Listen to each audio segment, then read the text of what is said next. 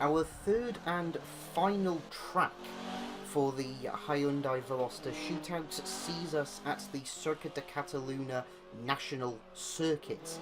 The first car to go around was the first generation Hyundai Veloster Turbo on what it's just started as its third lap. This car wasn't too bad around the national circuit at Catalunya. Still a bit underpowered for my personal liking. I mean, it was okay for what it was. Definitely, it could have definitely done with a few more horsepower, and the throttle response could have been a bit better. But it is what it is.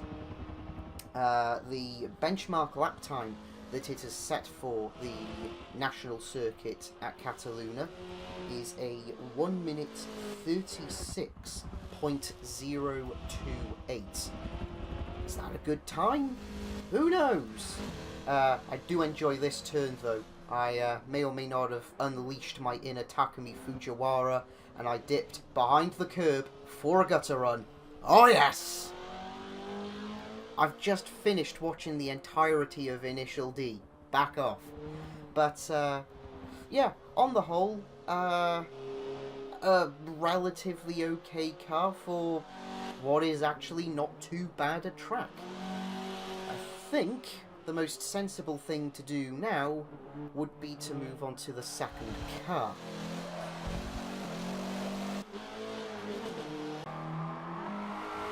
The second car to tackle the Catalunya National Circuit for this second to last lap was the I've done that error again. The second generation Hyundai Veloster Turbo. I do apologise. This was again its third lap, and to be perfectly honest, this thing didn't feel too bad around the Catalunya National Circuit. It felt pretty damn planted. A lot of, well, an adequate amount of power to get out of some of these some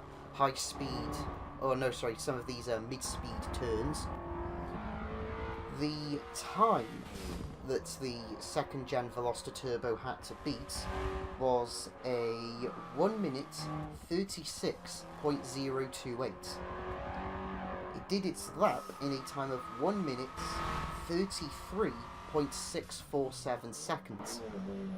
That's about, what is that roughly? That's about a 2.5 second gap, give or take.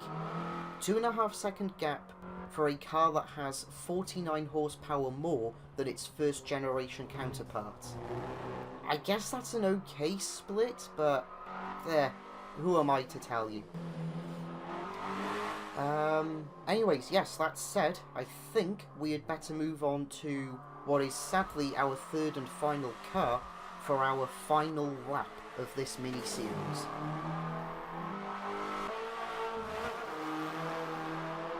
The third and final car to go around the national configuration at Circuit de Catalunya was this, the first generation Hyundai Veloster N. This was the car's second lap, and I've got to tell you, this car and this formation at Catalunya is a winning combination. This car and this formation of the Catalunya circuit were perfect for one another. They got on like a house on fire. They really honestly did. The acceleration was on point. The brakes were on point. The transmission was, say it with me, on point. The balancing could have been a bit better, but then again it's an FF, so what are you going to do? The lap time that the Veloster N had to beat was a 1 minute 33.647 seconds, and did its lap of the Catalunya National Circuit in a time of 1 minute 31.246 seconds. So the conclusion is that the car that had the most horsepower to begin with was the fastest car around all three circuits. Hardly a surprise. This has probably been the most counterproductive mini-series I've ever done, but at the same time, I don't care, because I've enjoyed making this mini-series. And I hope you've enjoyed watching it. I will admit, if I did have to pick any of the three Hyundai Velosters, it would probably be the Veloster N. But seeing as how I'm not in the market for a Hyundai Veloster, then there's not really much I can do about it. But I would recommend the Veloster N. Seriously, keep your eye out for this one hitting the automotive market next year in 2019 / later this year in 2018. Anyways, thank you all so much for watching this mini-series as we see the Veloster N onto its final lap around the Catalunya National Circuit. My name has been Lewis, also known as Speedy. Thanking you all once again for watching, and until the next project, take care guys. Take care.